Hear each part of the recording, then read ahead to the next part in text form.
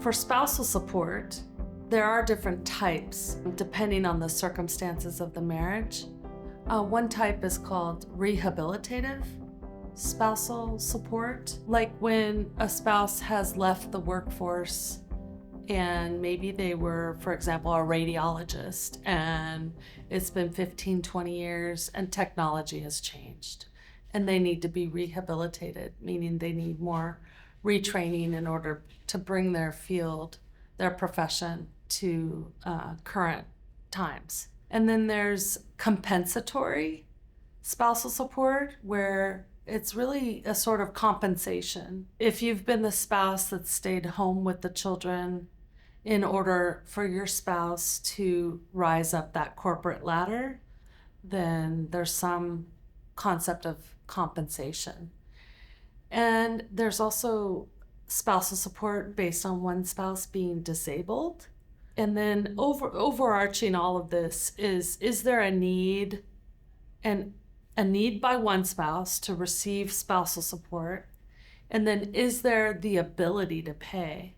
And you have to have both, right? You can't have the need. All of us have the need, right? But is there the ability to pay?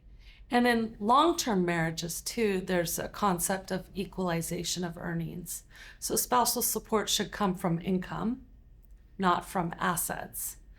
So if the income is significant and you've had a long-term marriage, like 25 years and up, there's a concept that there should be some fairness or equalization in that income for some time. So if you're in court, the court will look very closely at your financial declarations, which is basically your monthly budget, your household budget, what you're spending on housing and utilities and food and clothing and healthcare and gas, maintenance, repairs on your car, and any debts you have, things like that. And do you have a negative?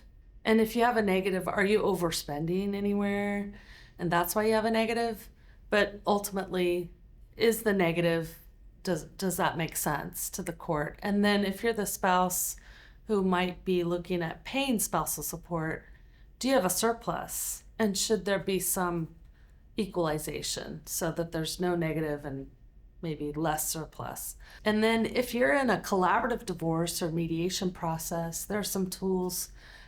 Financial specialists could be involved, like a CDFA, a certified divorce financial analyst, who would have like software programs that they use to develop different scenarios for each household and how to take one household and make it into two. So if you have a divorce decree or final divorce order that calls for spousal support, the question on whether you can modify spousal support later, like if you're the spouse receiving spousal support, your need is greater, or you're the spouse, you're the obligor spouse, the spouse paying spousal support, and suddenly you're disabled or you've lost your job or you're just not able to pay at the level you were ordered to pay.